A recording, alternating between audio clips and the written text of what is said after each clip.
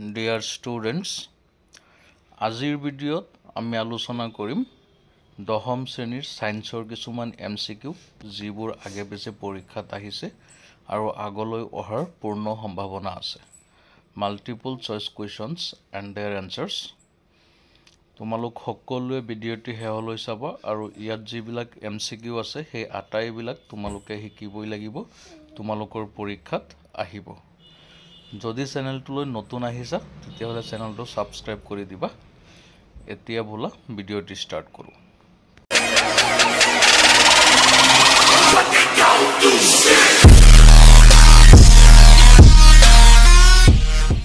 প্ৰথম কুৱেশ্যন, তলৰ কোন দুটা ৰূপত উদ্ভিদে মাটিৰ পৰা নাইট্ৰজেন শোষণ কৰে? অপশ্যন 4টা দিয়া হৈছে, তাৰে ভিতৰত শুদ্ধ অপশ্যনটো হৈছে চি, নাইট্ৰেট আৰু নাইট্ৰাইট। 2 নম্বৰ কুৱেশ্যন, প্ৰতিটো বৃক্কতে নেফ্ৰন থাকে। 4টা অপশ্যনৰ ভিতৰত তোমালোকৰ শুদ্ধ অপশ্যনটো হৈছে অসংখ্য। 3 নম্বৰ কুৱেশ্যন, তলৰ কোনটো গ্ৰন্থি আমাৰ শৰীৰত হাইড্ৰক্লৰিক এচিড নিঃসৰণৰ লগত জড়িত?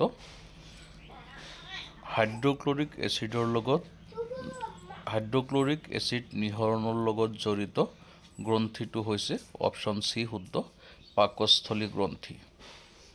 4 নম্বৰ প্ৰশ্ন, মূত্ৰ ক'ত জমা হয়? অপশ্যন 4টা দিছে, তাৰে অপশ্যন এ শুদ্ধ, মূত্ৰনলীত। কুৱেশ্যন নম্বৰ 5, তলৰ কোনবিধ পাচক ৰসে ক্ষুদ্ৰান্তত খাদ্যদ্ৰব্যক ক্ষাৰকীয় গুণবিশিষ্ট কৰে? ক্ষুদ্ৰান্তত খাদ্যদ্ৰব্যক ক্ষাৰকীয় গুণবিশিষ্ট কৰা পাচক ৰসবিধ হৈছে অপশ্যন বি শুদ্ধ, পিত্তৰস। কুৱেশ্যন নম্বৰ 6, মানুহৰ বৃক্কটো কোনটো তন্ত্ৰৰ অংশ? ইয়াৰ শুদ্ধ অপশ্যনটো হৈছে অপশ্যন চি, ৰেচন তন্ত্ৰৰ অংশ। কুৱেশ্যন নম্বৰ 7, সমতল দাপোনত পোহৰ যেতিয়া আপতিত হয় তেতিয়া যি প্ৰতিবিম্ব গঠিত হয় সেয়া হ'ল শুদ্ধ অপশ্যন বি, অসৎ। সমতল দাপোনত পোহৰ যেতিয়া আপতিত হয় তেতিয়া যি প্ৰতিবিম্ব গঠিত হয় সেয়া অসৎ প্ৰতিবিম্ব। কুৱেশ্যন নম্বৰ 8, তলৰ কোনবিধ পাচক ৰসে ক্ষুদ্ৰান্তত চৰ্বি ডাঙৰ ডাঙৰ পিণ্ডবোৰক সৰু সৰু পিণ্ডলৈ ভাঙি দিয়ে? ইয়াৰ শুদ্ধ অপশ্যনটো হ'ব অপশ্যন ডি, পিত্তৰস। কুৱেশ্যন নম্বৰ 9, লেখৰ ক্ষমতা 20 ডায়োপ্টাৰ হ'লে উত্তল লেন্সৰ ফ'কাছ দৈৰ্ঘ্য কিমান হ'ব? অপশ্যন চি শুদ্ধ, 50 চেণ্টিমিটাৰ। কুৱেশ্যন নম্বৰ 10, আমাৰ মুখ গহ্বৰত থকা গ্ৰন্থিয়ে নিঃসৰণ কৰা উৎসেচকবিধ? অপশ্যন ডি শুদ্ধ, লালটি এমাইলেজ। আমাৰ মুখ গহ্বৰত থকা গ্ৰন্থিয়ে নিঃসৰণ কৰা উৎসেচকবিধ হ'ল লালটি এমাইলেজ। কুৱেশ্যন নম্বৰ 11, সমতল দাপোনৰ দ্বাৰা উৎপন্ন বিবৰ্ধন হ'ল? অপশ্যন বি শুদ্ধ, 1 সমান। কুৱেশ্যন নম্বৰ 12, পাকস্থলী গ্ৰন্থিয়ে নিঃসৰণ কৰা উৎসেচকবিধ? অপশ্যন এ শুদ্ধ, পেপচিন। পাকস্থলী গ্ৰন্থিয়ে পেপচিন নামৰ উৎসেচকবিধ নিঃসৰণ কৰে। কুৱেশ্যন নম্বৰ 13, 50 চেণ্টিমিটাৰ ভাঁজবেহাৰ্দ থকা গোলাকাৰ দাপোনৰ ফ'কাছ দৈৰ্ঘ্য কিমান? ইয়াৰ শুদ্ধ অপশ্যনটো হ'ব option C, 25 centimetre. Question number 14, তলৰ কোনবিধ জীৱে আন উদ্ভিদ বা প্ৰাণীক নমৰাকৈ সিহঁতৰ পৰা পুষ্টি আহৰণ কৰে? ইয়াৰ শুদ্ধ অপশ্যন হৈছে ডি, আকাশীলতা। কুৱেশ্যন নম্বৰ 15, তলৰ কোনবিধ জীৱে দেহৰ বাহিৰত খাদ্যৰ বিশ্লেষণ কৰি পিছত তাক শোষণ কৰে? ইয়াৰ শুদ্ধ অপশ্যন হৈছে ডি, মাখি। কুৱেশ্যন নম্বৰ 16, এখন দাপোনৰ ফ'কাছ দৈৰ্ঘ্য 12 চেণ্টিমিটাৰ হ'লে বাজবেহাৰ্দ হ'ব? শুদ্ধ অপশ্যনটো হৈছে ডি, 24 সেন্টিমিটাৰ। কুৱেশ্যন নম্বৰ 17 লহিকাবোৰ পদাৰ্থ অপশ্যন 4টাৰ ভিতৰত অপশ্যন বি শুদ্ধ বৰণহীন। লহিকাবোৰ বৰণহীন পদাৰ্থ। কুৱেশ্যন নম্বৰ 18 তলৰ কোনটো প্ৰক্ৰিয়াই জীৱৰ শৰীৰৰ বাহিৰৰ পৰা শৰীৰৰ ভিতৰলৈ শক্তিৰ উৎসৰ স্থানান্তৰণ সূচায়? ইয়াৰ শুদ্ধ অপশ্যন চি পৰিপুষ্টি। কুৱেশ্যন নম্বৰ 19 তৃণভোজী প্ৰাণী ক্ষুদ্ৰান্তটো অপশ্যন ডি শুদ্ধ এনচাৰ দীঘল। তৃণভোজী প্ৰাণীৰ ক্ষুদ্ৰান্তটো দীঘল। কুৱেশ্যন নম্বৰ 20 জীৱৰ শৰীৰৰ বাহিৰৰ পৰা অক্সিজেন আহৰণ কৰি তাক কোষীয় প্ৰয়োজনৰ বাবে খাদ্যৰ উৎসৰ বিশ্লেষণ প্ৰক্ৰিয়াত ব্যৱহাৰ হোৱা প্ৰক্ৰিয়াটো হ'ল অপশ্যন ডি শুদ্ধ শ্বসন। কুৱেশ্যন নম্বৰ 21 মানুহৰ দেহত থকা তেজৰ ৰঞ্জক পদাৰ্থবিধৰ নাম অপশ্যন এ শুদ্ধ হিমোগ্ল'বিন। কুৱেশ্যন নম্বৰ 22 জীৱৰ শৰীৰত এঠাইৰ পৰা আন ঠাইলৈ অক্সিজেন আৰু খাদ্যদ্ৰব্য স্থানান্তৰ কৰাৰ প্ৰক্ৰিয়াটো হ'ল অপশ্যন বি শুদ্ধ পৰিবহণ। কুৱেশ্যন নম্বৰ 23 এবিধ পৰজীৱী হ'ল অপশ্যন ডি বান্দৰ। পৰজীৱী এইটো উকনি হ'ব অপশ্যন এ হ'ব। কুৱেশ্যন নম্বৰ 24 জীৱৰ শৰীৰৰ পৰা হানিকাৰক বৰ্জনীয় পদাৰ্থ আঁতৰ কৰাৰ প্ৰক্ৰিয়াটো হ'ল option C ration. Question number 25 মানুহৰ খাদ্য প্ৰথম প্ৰহিত হয় অপশ্যন চি শুদ্ধ মুখ গহ্বৰত। কুৱেশ্যন নম্বৰ 26 যি প্ৰক্ৰিয়াৰ দ্বাৰা স্বপোষী জীৱৰ কাৰ্বন আৰু শক্তিৰ প্ৰয়োজনীয়তা পূৰ্ণ কৰা হয় তাক সালোকসংশ্লেষণ বোলে। শুদ্ধ অপশ্যন হৈছে অপশ্যন এ।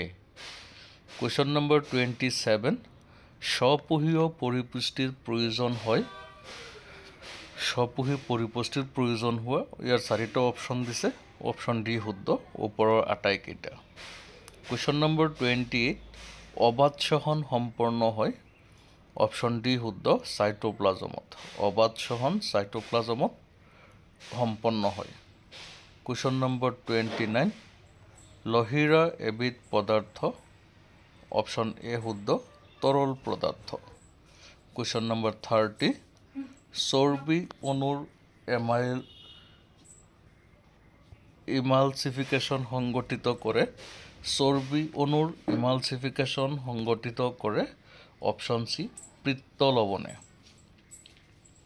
31 জাইলেমে কঢ়িয়াই 4টা অপশ্যন দিছে তাৰ ভিতৰত চি শুদ্ধ পানী। জাইলেম ক'লে পানী কঢ়িয়াই।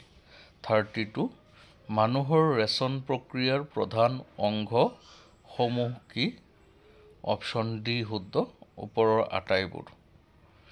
কুৱেশ্যন নম্বৰ 33 সেউজীয়া উদ্ভিদৰ পুষ্টি অপশ্যন 4টাৰ ভিতৰত অপশ্যন এ শুদ্ধ স্বপোষিত পুষ্টি। কুৱেশ্যন নম্বৰ 34 তেজৰ পৰা বৰ্জনীয় উপাদান আঁতৰাই তেজ পৰিষ্কাৰ কৰাৰ প্ৰণালীটোৰ নাম লিখা। ইয়াৰ শুদ্ধ অপশ্যনটো হৈছে option A dialysis. Question number 35 ডেছ এবিধ এক শৰ্কৰা। ইয়াৰ অপশ্যন শুদ্ধটো হ'ব option A glucose. Question number 36 তলত উল্লেখ কৰা কোনটো উদ্ভিদে উৎপন্ন কৰা প্ৰধান বৰ্জ্য পদাৰ্থ নহয়? ইয়াৰ শুদ্ধ অপশ্যন হৈছে ওপৰৰ এটাও নহয়। কুৱেশ্যন নম্বৰ 37 কোনবিধ বিপাক কাৰ্য নিয়ন্ত্ৰণ কৰা পুষ্টিদ্ৰব্য? বিপাক কাৰ্য নিয়ন্ত্ৰণ কৰা পুষ্টিদ্ৰব্য অপশ্যন চি শুদ্ধ ভিটামিন। কুৱেশ্যন নম্বৰ 38 কোনবিধ প্ৰাণীত পোৱা অথচ উদ্ভিদত নোপোৱা শৰ্কৰা? ইয়াৰ শুদ্ধ অপশ্যনটো হৈছে অপশ্যন ডি গেলেক্টোজ। কুৱেশ্যন নম্বৰ 39 সংবাহী ব্যৱস্থাটোৰ সেই অংগটোৰ নাম কি যিটোৱে হৃৎপিণ্ডৰ পৰা তেজ দেহৰ আন অংশলৈ বহন কৰে ইয়াৰ শুদ্ধ অপশ্যনটো হ'ব খ ধমনী কুৱেশ্যন নম্বৰ 40 কোনবিধ খাদ্যৰ উপাদানৰ অণুত আটাইতকৈ বেছি শক্তি নিহিত থাকে ইয়াৰ শুদ্ধ অপশ্যন হৈছে চি কাৰ্বহাইড্ৰেট 41 কোনবিধ উৎসেচক অগ্নাশয় ৰসত পোৱা যায় অগ্নাশয় ৰসত পোৱা উৎসেচকবিধ হৈছে চাৰিটা অপশ্যনৰ ভিতৰত এমাইলোপচিন 42 অক্সিজেন ৰহিত তেজে কি বহন কৰে অক্সিজেন ৰহিত তেজে কাৰ্বন ডাই অক্সাইড বহন কৰে কুৱেশ্যন নম্বৰ 43 কোনবিধ আন্তৰিক ৰসত থকা পাচক উৎসেচক অপশ্যন চাৰিটাৰ ভিতৰত শুদ্ধ অপশ্যনটো হৈছে চি ইৰেপচিন কুৱেশ্যন নম্বৰ 44 প্ৰতিটো বৃক্কই নামৰ বৃহৎ সংখ্যক ৰেচন অংগীয় এককেৰে গঠিত ইয়াৰ শুদ্ধ অপশ্যনটো হৈছে অপশ্যন চি নেফ্ৰন 45 যি চাপত দেহৰ চাৰিওকাষত হৃৎপিণ্ডৰ মাধ্যমেৰে তেজ সঞ্চাৰিত হয় তাক কোৱা হয় অপশ্যন চাৰিটাৰ ভিতৰত শুদ্ধটো হৈছে অপশ্যন ডি ৰক্তচাপ কুৱেশ্যন নম্বৰ 46 জীৱদেহৰ পৰা বিষাক্ত বৰ্জ্য পদাৰ্থ আঁতৰোৱাৰ প্ৰক্ৰিয়াটোৰ নাম হৈছে অপশ্যন চি শুদ্ধ ৰেচন 47 প্ৰাণীৰ পুষ্টি অপশ্যন ডি বি শুদ্ধ পৰপোষিত পুষ্টি 48 কেৱল গাখীৰত পোৱা এক শৰ্কৰাৰ নাম গাখীৰত পোৱা এক শৰ্কৰা অপশ্যন চি শুদ্ধ গেলেক্টোজ 49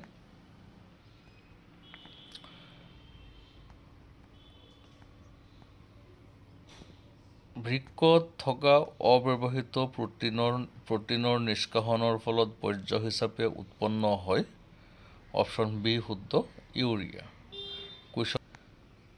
কুৱেশ্যন নম্বৰ 50 এমিবাৰ পাচন অপশ্যন চি শুদ্ধ অন্তকোষীয় ইয়াত 50টা প্ৰশ্ন MCQ তোমালোকক দিয়া হৈছে পাৰ্ট 1ত আৰু বাকি কিছুমান প্ৰশ্ন তোমালোকক বেলেগ ভিডিঅ'ত দিয়া হ'ব পাৰ্ট 2ত গতিকে সকলোৱে এইকেইটা লিখি লৈ শিকিবা এইবিলাক আগে পিছে পৰীক্ষাত বেছিবিলাকেই আহিছে আৰু অহাৰ পূৰ্ণ সম্ভাৱনা আছে আজিৰ ভিডিঅ' ইমানখিনি আগলৈ আকৌ লগ পাম ধন্যবাদ